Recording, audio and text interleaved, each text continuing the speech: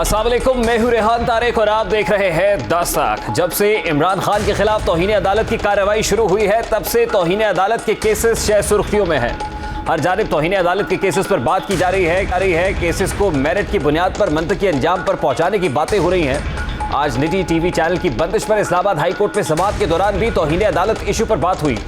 Chief justice अतर मिनल्ला ने case की समाअत के दौरान रिमार्क कि अगर कोई गलत भी कह रहा है तो गलत भी कहने दें। ये अदालत तक यानी इस्लामाबाद हाई कोर्ट तौहीन अदालत के कवानीन पर यकीन नहीं रखती। समाअत के दौरान चीफ जस्टिस ने कहा कि मुझे वो बातें काबिल एहतराम 3 सहाफ़ी बता रहे हैं जो खुद मुझे भी नहीं पता। अगर कोई ऐसी चीज़ है तो सामने आकर मुझे बता दें। जो कहना है कहते रहे। 3 साल से तनकीद ही इस अदालत की ताकत है, लेकिन कोई असरअंदाज नहीं हो सकता। जो कुछ किसी ने कहना हो कहे, इस अदालत ने आज़ादी दी हुई है। चीफ जस्टिस ने कहा कि जिस चीज़ का मुझे इल्म नहीं है, अगर इनको इल्म है तो बड़ी खुशी की बात है, मुझे भी बता दें। यह अदालत किसी चीज़ से घबराने वाली नहीं है। आप समझते हैं कि आज़ादी इज़हार राय है, मैं फिर कहता हूँ ये इस अदालत का एहतसाब है। इस अदालत ने ना किसी को अप्रोच होने की इजाज़त दी है, ना किसी से राब्ता रखा है। चीफ जस्टिस ने रिमार्क्स दिए कि खुशी इस बात की है कि हर कोई कैंपेन चलाता है, लेकिन इस कोर्ट पर कोई असर नहीं होता। वक्त के साथ सच खुद ब खुद खुलकर सामने आ जाता है। सहाफ़ी अपने आप से पूछें कि वो जो कह रहे हैं क्या वो दुरुस्त कर रहे हैं। कोर्ट हमेशा फैसलों से पहचानी जाती है। बयानिए बनते हैं, जितना करना है कर ले। अदालत ने वही करना है जो करती आ रही है, लेकिन अपने आप से पूछें हम इस रियासत को किस तरफ लेकर जा रहे हैं। चीफ जस्टिस अतर मिनल्ला ने कहा कि बाकियों को छोड़े, क्या सहाफ़ियों को यह काम करना चाहिए। 2018 से अब तक जो कुछ होता आ रहा है वो देख लें। ये कोर्ट आपको कभी नहीं रोकेगी। जो कहना है कहते रहें। यह अदालत तौहीन अदालत के कवानीन पर यकीन नहीं रखती। अगर कोई गलत भी कह रहा है तो गलत भी कहने दे। फेक न्यूज़ का वाहिद हल आज मोर स्पीच है। ये कह के हम आइन को पूरी तरह बहाल नहीं कर सके। आज अदालत है कि तौहीन अदालत का केस नहीं होना चाहिए। चीफ जस्टिस अतर मिनल्ला की जानिब से वाज़ेह तौर पर रिमार्क्स दिए हैं कि इस अदालत की नज़र में तौहीन अदालत का कानून नहीं होना चाहिए। इस केस की समाअत के दौरान chief justice Islamabad high court Athar Minallah की जानिब से दिए गए रिमार्क्स पर फवाद चौधरी ने अपने ट्विटर हैंडल पर चीफ जस्टिस ऑफ पाकिस्तान से अतर मिनल्ला के खिलाफ चलाई जाने वाली मुहिम का नोटिस लेने का मुतालबा करते हुए कहा कि चीफ जस्टिस सुप्रीम कोर्ट एक सियासी जमात के आलाकार मीडिया ग्रुप की तरफ से चीफ जस्टिस इस्लामाबाद के खिलाफ चलाई जाने वाली मुहिम का नोटिस लें। चीफ जस्टिस इस्लामाबाद वज़ादार इंसान है, वो दरगुजर करेंगे, लेकिन ये सुप्रीम कोर्ट का फ़र्ज़ है कि मस्बत तनकीद का खैर मकदम करे और इदारे को उसके खिलाफ हर्जा सराई करने वालों को यकीनन उनके खिलाफ एक्शन करे और इदारे को हर्जा सराई से महफूज रखे। आज तहरीक इंसाफ के फवाद चौधरी जज के खिलाफ चलाई गई सोशल मीडिया कैंपेन के नोटिस लेने का मुतालबा कर रहे हैं, मगर माजी में ना सिर्फ फवाद चौधरी बल्कि तहरीक इंसाफ के तमाम सरकर्दा रहनुमा सोशल मीडिया पर बल्कि खुलेआम प्रेस कॉन्फ्रेंसेस के अंदर आला अदलिया और मुंसफीन कराम के खिलाफ हर्जा सराई करते रहे। खुद फवाद चौधरी क्या करते रहे, जरा उसकी एक झलक आपके सामने रखता है। समझ नहीं आती कि सुप्रीम कोर्ट की लोगों के बेडरूम तक जाने में सेंसिटिविटी क्यों नहीं है। रेड जोन में जाने में क्या सेंसिटिविटी, मुझे नहीं पता रेड जोन इतना मुकद्दस क्यों जगह है। मैं जज साहब को बताना चाहता हूँ कि अगर आर्टिकल 6 के केसेस बनने शुरू हुए ना जी, यहाँ पे रस्से कम पड़ जाएंगे। मैं जज साहिबान को कहूँगा, आप इंसानी हकूक ह्यूमन राइट्स के लिए आप जो है जिस शोबे का आपने इंतखाब किया है वो उसके प्रोटेक्शन के लिए है। आपका काम नहीं है कि लोगों को जो है वो इस तरह से कसाईयों के हवाले कर दें। अब आला अदलिया और जजेस के खिलाफ मुहिम जोई ऐसे वक्त में हो रही है कि जब तौहीन अदालत का कानून मौजूद है। बतौर इदारा अदलिया के खिलाफ और आला जजेस की किरदार कुशी पर तादीबी कार्रवाई का सामना करना पड़ सकता है, क्योंकि कंटेम्प्ट ऑफ कोर्ट का कानून मौजूद है। लेकिन कंटेम्प्ट ऑफ कोर्ट का कानून मौजूद होने के बावजूद फवाद चौधरी ने जो कुछ कहा है माजी में वो हमने आपके सामने रखा है। इसके बावजूद जिस तरह की ज़बान इस्तेमाल की जाती है वो ना सिर्फ काबिल मजम्मत है बल्कि काबिल गिरफ्त भी है। मगर सवाल यह है कि अगर तौहीन अदालत का कानून ही ख़त्म कर दिया जाए तो फिर अदलिया के खिलाफ मुहिम्मात चलाने वालों की ज़बानों को लगाम कौन डालेगा। कानून होने के बावजूद सियासतदानों का इदारों के खिलाफ रवैये की जो ताज़ा तरीन मिसाल है वो ये कि इमरान खान 31 अगस्त को अदालत में पेश हुए, उन्हें जवाब जमा कराने की मोहलत दी गई तो इस बात पर भी कड़ी तनकीद की गई। नायब सदर मुस्लिम लीग नून मरियम नवाज ने ट्वीट के जरिए अदालत पर तनकीद करते हुए कहा कि नवाज शरीफ और मुस्लिम लीग नून से होने वाली नाइंसाफियां और ज्यादतियां एक बार फिर पूरी कौम के सामने है। तराजू सीधा नहीं हो सका। उन्होंने कहा कि असल में तौहीन की सजा जज ज़ेबा साहिबा को होनी चाहिए, जिन्होंने इंसाफ करके इमरान खान की शान में गुस्ताखी की थी। दोहरा निज़ाम इंसाफ नामंजूर। वज़ीर आज़म शहबाज शरीफ ने भी अदालतों पर दोहरे मैयार का इल्ज़ाम लगाया है। वफाकी वज़ीर कानून सेनेटर आज़म नज़ीर तारड़ ने उसी रोज़ एक प्रेस कॉन्फ्रेंस की और जावेद लतीफ़ ने इससे पहले ही एक प्रेस कॉन्फ्रेंस कर डाली। उसमें अदालतों को क्या कहा, फिर तलाल चौधरी ने जो कुछ कहा वो भी सबके सामने है। जरा उसकी एक झलक आपके सामने रखते हैं कि वफाकी वज़ीर कानून और फिर खुद वज़ीर आज़म शहबाज शरीफ समेत पाकिस्तान मुस्लिम लीग नून के रहनुमा क्या कहते रहे हैं, वो जरा आपके सामने रखता है।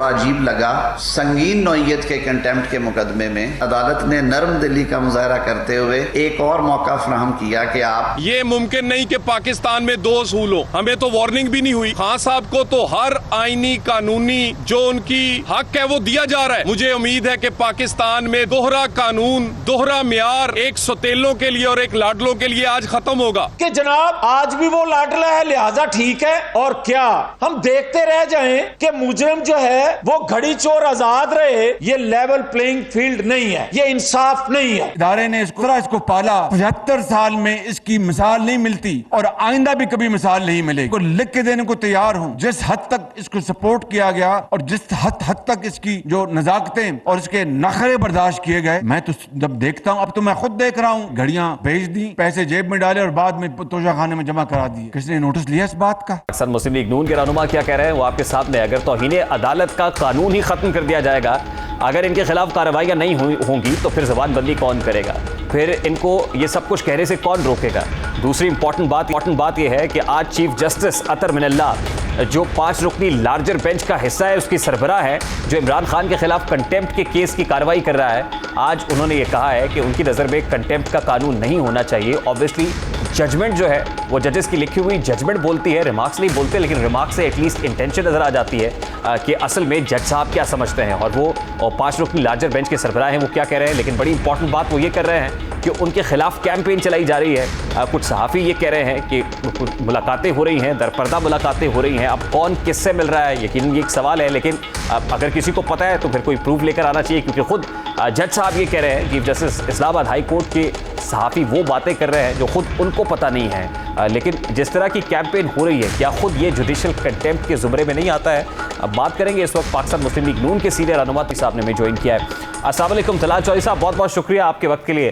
तलाल चौधरी साहब, आज एक केस की समाअत के दौरान अतर मिनल्ला साहब ने जो रिमार्क्स दिए, उनका कहना है कि ये नाइंसाफ़ी है, गलत बात है कि जजेस के खिलाफ कैंपेन चलाई जाती है, सोशल मीडिया के ऊपर उनके खिलाफ ट्रेंड्स बनाए जाते हैं। एक तरफ तो इमरान खान के अगेंस्ट क्रिमिनल कंटेम्प्ट का केस चल रहा है, अगर किसी जज के खिलाफ कैंपेन चलाई जाती है तो क्या खुद ये इटसेल्फ एक कंटेम्प्ट नहीं है? क्या ये जुडिशल कंटेम्प्ट के जुमरे में नहीं आता है? देखिए, यकीनन किसी भी जज साहब को इस तरह कैंपेन चलाना ये बिल्कुल मुनासिब नहीं है। आप फैसलों पे बात कर सकते हैं, वो भी पैरामीटर्स के अंदर रह के।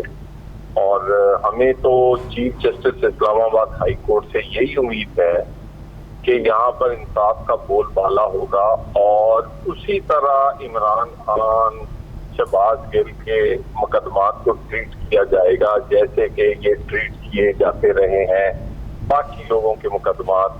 वो मेरे जैसे आम कारकुन का मुकदमा हो या इमरान खान का, उसको एक ही पैरामीटर पर ये जांचा जाएगा।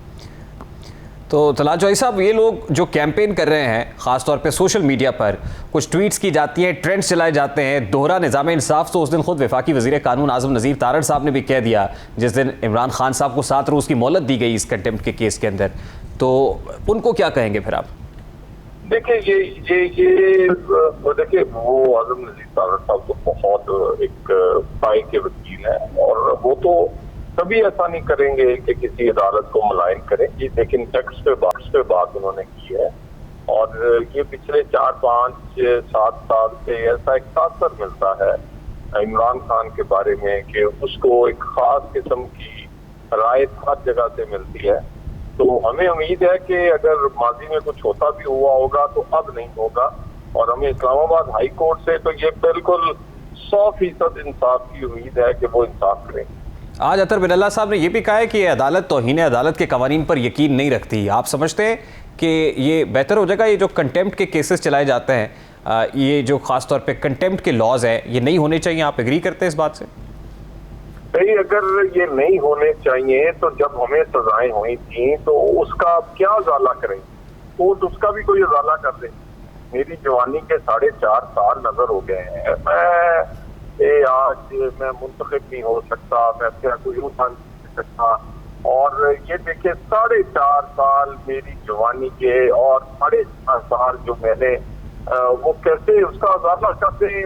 अगर ये चीजें पहले गलत हुई हैं तो फिर इसको रिव्यू करें और रिव्यू सिर्फ एक तौहीन अदालत को नहीं, ताकि अपने साथ साथ के दौर के तमाम फैसले रिव्यू करें तो अदालत और इंसाफ के निजाम पर लोगों का एतमाद बढ़ेगा और लगने वाले धब्बे साकब निसार के वो खत्म हो।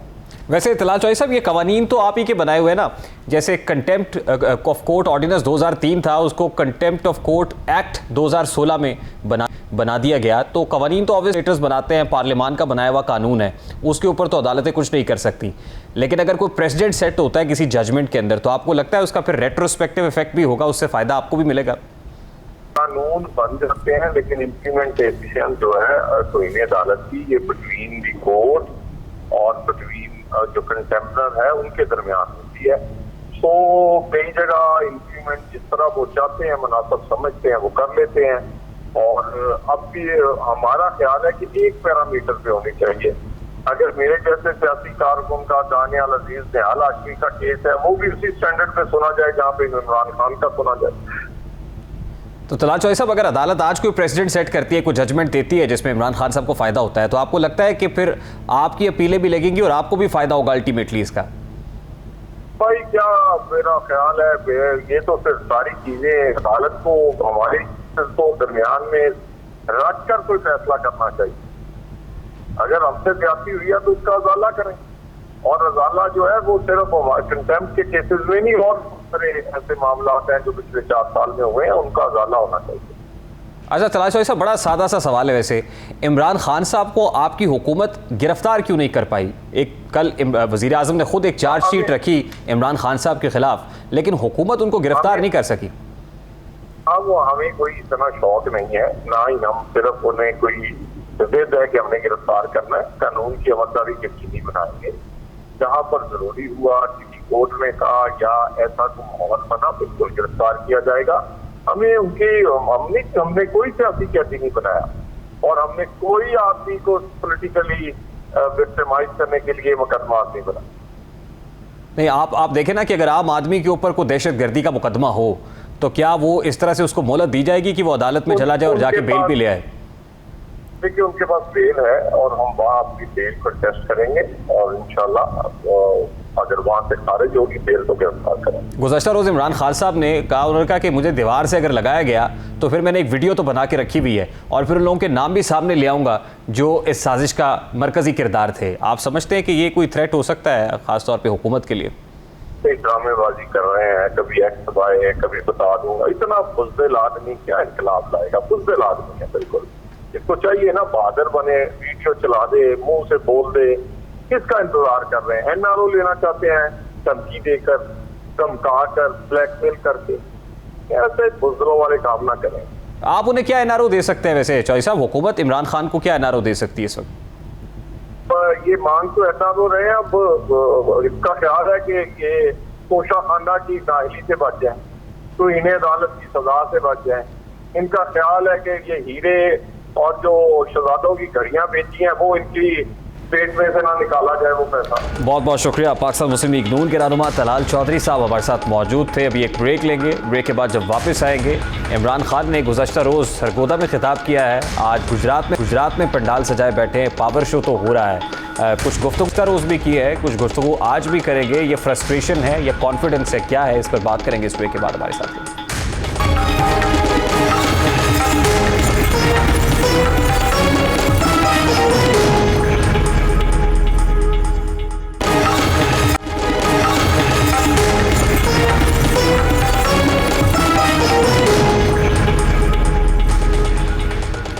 Welcome back. Chairman Tehreek-e-Insaf Imran Khan सियासी पिच पर हर रोज़ एक नई धुआंधार इनिंग्स खेल रहे हैं। रोज़ किसी न किसी शहर में जलसा कर रहे हैं। इमरान खान ने कल सरगोदा में जलसा किया तो आज गुजरात में मैदान सजाए बैठे हैं। वो इन जलसों में अपनी हुकूमत गिराए जाने के दुख का खुलकर इजहार कर रहे हैं। हुकूमत गिराने के लिए पर्दों के पीछे बैठे कुछ किरदारों का जिक्र भी अपनी तकरीर में करते हैं, लेकिन इन किरदारों का नाम बताने से गुरेजा दिखाई देते हैं। वो अपनी तकरीरों में एक टेप जिसमें इन किरदारों के नाम और उनकी हुकूमत गिराए जाने में उनका रोल क्या था, ये सब कुछ रिकॉर्ड कराने से मुताल्लिक भी बताते हैं। कल भी इमरान खान जलसे में इस बात की शिकायत कर रहे थे कि उन्हें दीवार से लगाया जा रहा है, लेकिन साथ में वो तंबीह भी करते रहे कि उन्हें जितना दीवार से लगाएंगे वो उतना ही लड़ेंगे, उतना ही ज़्यादा फाइट बैक करेंगे। और वो कहते हैं मुझे इतना दीवार से लगाएं कि मैं कौम के सामने लोगों की शक्लें रख दूँ जिन्होंने अपने मफादात के लिए मुल्क को इस मुश्किल में डाला है। गुज़श्ता रोज़ उन्होंने क्या स्टेटमेंट दिया है, ज़रा उसके सामने रखते हैं।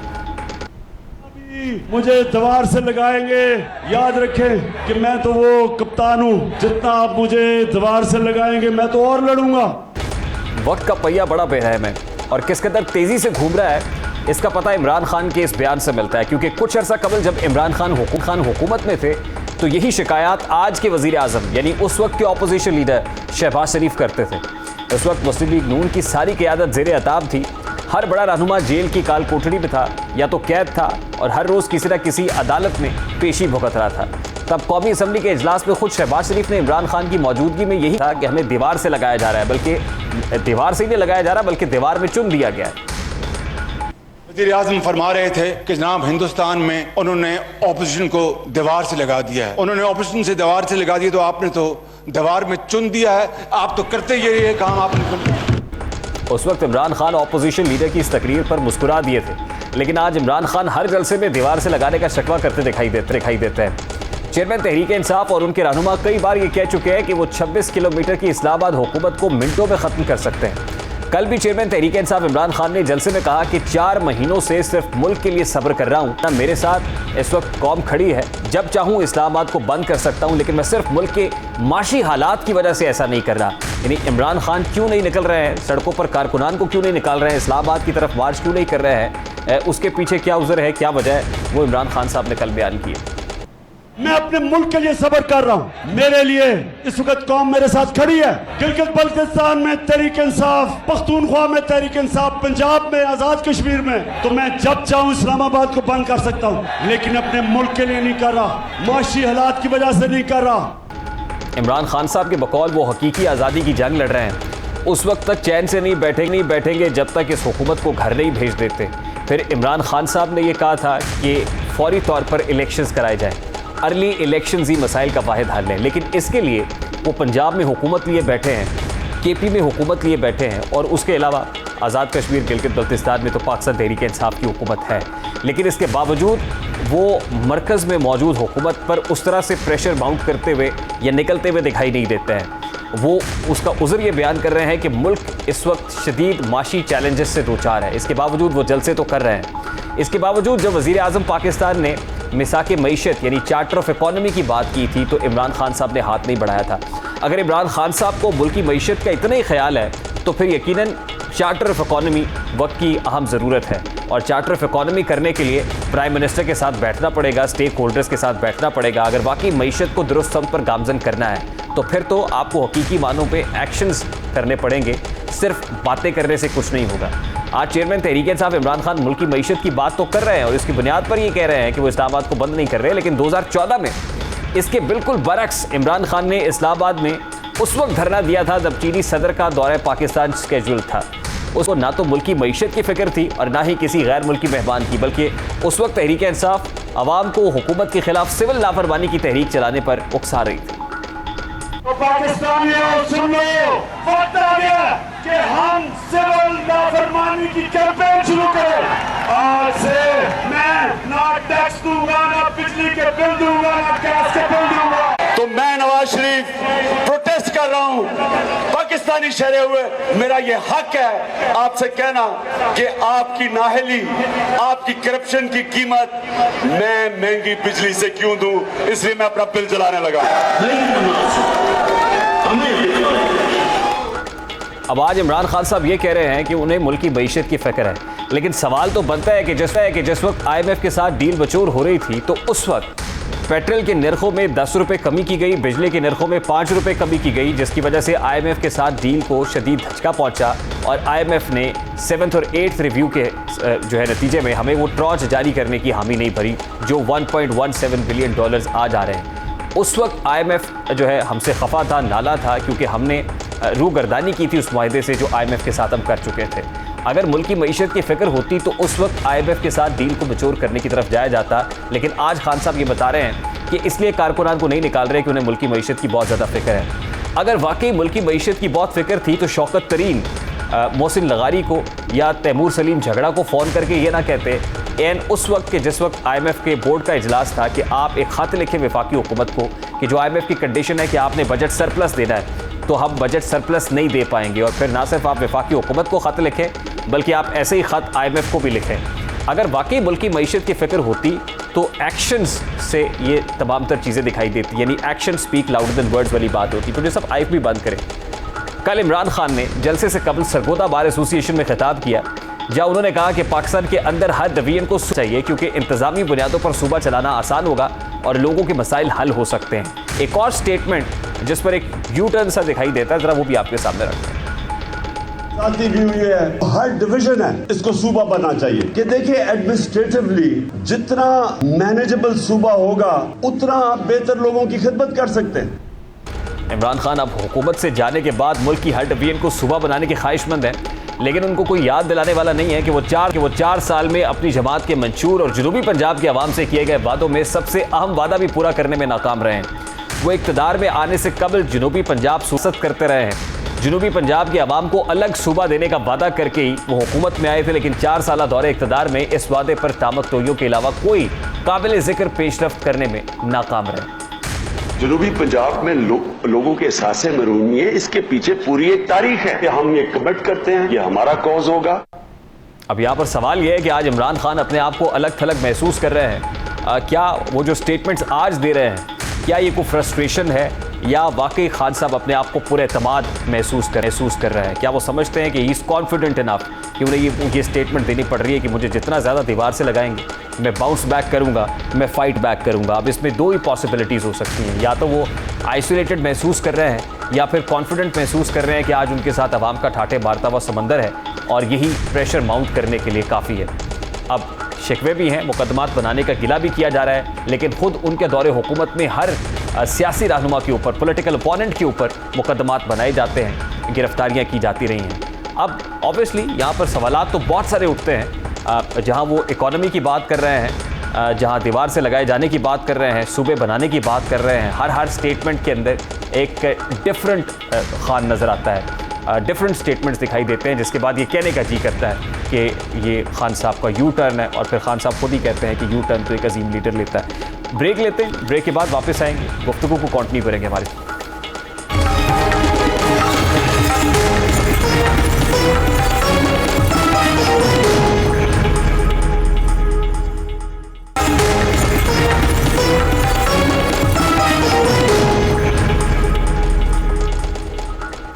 Welcome back. वज़ीर आज़म पाकिस्तान शहबाज शरीफ ने कुछ दिन कबल सैलाब की तबाहकारियों पर बात करते हुए कहा था कि सैलाब से मुल्क में 110 अजला मुकम्मल तौर पर सैलाब की जद में है, तबाह हुए हैं, लेकिन अब सेटेलाइट तस्वीर के जरिए इंकशाफ हुआ है कि सैलाब की तबाहकारियाँ इससे कहीं ज़्यादा हैं जिनका तखमीना लगाया गया था। सैलाब से 110 नहीं बल्कि 118 अजला जद में हैं, और ये वो अजला हैं जो कि पाकिस्तान की इक्तसादी सरगर्मियों का गढ़ थे।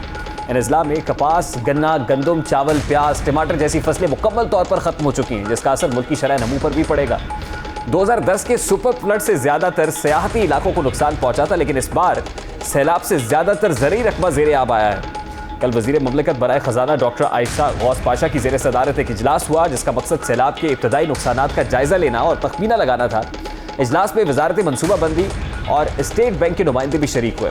इजलास में मरकजी बैंक और वजारत ख़जाना ने मईशत पर सैलाब के असरात के बारे में अपनी इब्तदाई रिपोर्ट पेश की, और इस रिपोर्ट में बताया गया कि इस बार सैलाब के नुकसानात सुपर फ्लड से कहीं ज़्यादा हैं, जिससे अफरात ज़र की लहर का अंदेशा है और मईशत को सैलाब से कम 2 ट्रिलियन से ज़ायद का नुकसान पहुँचा है। दौरान ब्रीफिंग इजलास के शुरका को यह भी बताया गया कि सैलाब से इस साल मुल्की शरह नमू 5% से कम होकर 2% तक गिर सकती है। इस बार फ्लड से मजमूई इक्तसादी नुकसान का तखमीना 2.5 ट्रिलियन रुपए या $11 बिलियन से ज़ायद लगाया गया है, और सैलाब से शरह नमू 3% कम होने की तवक्को है, जबकि 2010 के सुपर फ्लड की वजह से माशी तरक्की में 2% कमी आई थी और माशी नुकसानात का तखमीना $9.7 बिलियन लगाया गया था। सीनियर सहाफ़ी शहबाज राना से बात करते हुए वज़ीर मुमलकत आयशा गौस पाशा ने बताया कि मरकज़ी बैंक का ख्याल है कि कलील मुद्दत में अफरात ज़र की शरह बढ़ेगी, लेकिन मजमूई तौर पर अफरात ज़र इसकी पहले की पेशगोई यानी 20% के करीब रह सकती है। जबकि वजारत ख़जाना की इब्तदाई तजज़िये से पता चलता है कि सप्लाई चेन में रुकावटों की वजह से औसत अफरात ज़र भी तेज़ी से 24% से 26% तक बढ़ सकती है। कल होने वाले इजलास में वजारत ख़जाना ने मईशत को पहुँचने वाले नुकसानात का इब्तदाई तखमीना भी पेश किया है, जिसमें बताया गया है कि सैलाब से ज़रई शोबे को ज़बरदस्त नुकसान पहुँचा है, जिससे ज़रई शोबे की नमू 1.8% सुकड़ सकती है। वजारत ख़जाना ने लाइफ स्टॉक के शोबे में भी नमू का तखमीना सिर्फ 2% लगाया है, जबकि असल हदफ 3.7% है, जिसकी वजह यह है कि सैलाब में 9 लाख से ज़ायद जानवर मर चुके हैं। सैलाब से कपास, चावल और मकई की फसलों की पैदावार भी शदीद मुतासिर हुई है और खदशा है कि गन्ने और गंदम की बवाई भी मुतासिर होगी। 11 मिलियन का जो गांठें हैं उनकी सालाना पैदावार हदफ के मुकाबले में अब ये अंदाज़ा लगाया गया है कि कपास की 5.4 मिलियन जो गांठें हैं वो पैदा की जा सकेंगी। चावल की पैदावार 8.6 मिलियन टन के हदफ के मुकाबले में कम होकर 7.8 मिलियन टन रहने की तवक्को है। मकई की पैदावार 7.2 मिलियन के हदफ के मुकाबले में 5.4 मिलियन टन हो सकती है। इसी तरह गन्ने की पैदावार 78.6 मिलियन टन के सालाना हदफ के मुकाबले में कम होकर 70.9 मिलियन टन रह सकती है। गंदम की पैदावार 26.3 मिलियन टन के हदफ के मुकाबले में 25.1 मिलियन टन रह सकती है। मुल्क में पहले से महंगाई का तूफान है। अगस्त में अफरात ज़र 27.3% तक बढ़ गया है, जो 47 सालों में सबसे ज़्यादा है। ऐसे में अब हुकूमत, मॉनिटरी फंड, IMF ने पाकिस्तानियों के लिए खतरे की घंटी बजा दी और खबरदार किया है कि पाकिस्तान में आइंदा बरस भी महंगाई की शरह बुलंद तरीन सतह पर बरकरार रहेगी, जिसके बायस मुल्क में मुजाहरे भी हो सकते हैं। IMF की जारी करदा रिपोर्ट के मुताबिक रवा साल पाकिस्तान की माशी शरह नमू 3.5%, जबकि बजट खसारा GDP का 4.4% तक रहने की तवक्को है। इसके अलावा जारी खातों का खसारा 2.5% तक रह सकता है। सैलाब से कबल मुल्की हालात और मुल्की मईशत वेंटिलेटर पर थी, लेकिन अब सैलाब से होने वाली तबाहकारियों ने मुल्की मईशत को वो नुकसान पहुंचाया है जिससे निपटने के लिए एक दिहाई से ज़ायद का वक्त दरकार होगा। और ऐसे में गुर्बत की चक्की में पिसते अवाम को हालात और दिगर गुम होते हुए दिखाई दे रहे हैं और मुल्क में अफरा तफरी, मुजाहरे और एहतजाज का भी अंदेशा जाहिर किया जा रहा है, जिससे निपटने के लिए यकीनन एक कोऑर्डिनेटेड एफर्ट की ज़रूरत, न सिर्फ बजट चाहिए बल्कि कोऑर्डिनेटेड एफर्ट भी चाहिए होगी। अभी एक ब्रेक लेंगे और ब्रेक के बाद जब वापस आएंगे VVIP सिक्योरिटी कितनी अहम है, इस सिक्योरिटी पर बात करेंगे। इस ब्रेक के बाद हमारे साथ